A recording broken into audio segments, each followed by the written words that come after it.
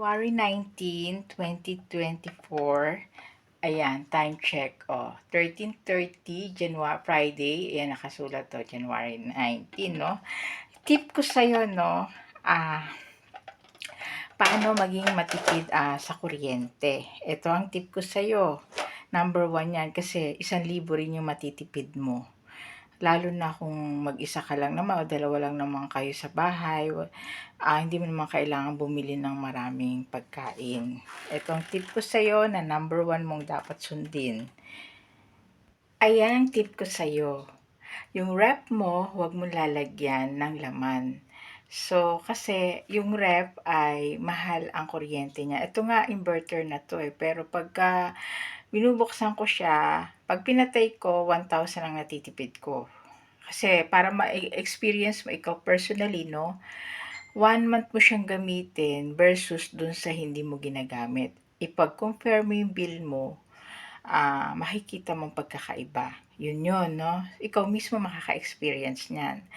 Pag sinunod mo to, yun yung natipid mo, yung tip ko, natipid mo, monthly, no? For 1 year. Bilangin mo yung 10 years na. Yun yung natipid mo. Pag sinunod mo yung payo ko, ako si Erwina Bautista. Don't forget to subscribe to my YouTube channel para updated ka sa mga video ko. Papakita ko rin po ang laman nito ng aking sa baba. Wala rin siyang laman. Yung mga hindi siya nabubulok. Ayan, yan, Yan laman nila, yung mga tea. Kasi mahilig ako mag-tea. Yan. Yan lang. Kasi hindi namin kailangan, dito sa bahay, malapit kami sa talipapa, malapit kami sa grocery, kaliwat kanan. Kaya ganun. Yan. Yan. Ako si Erwina Bautista, magpapaalam na ako sa'yo.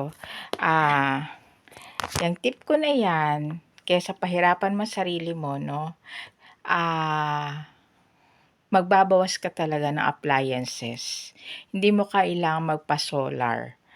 Dahil tanggalin mo lang lahat ng mga nagpapahirap sa'yo na lumalaki yung bill mo sa kuryente. Yan lang ang tatanggalin mo. Pag natanggal mo yan, sure yun.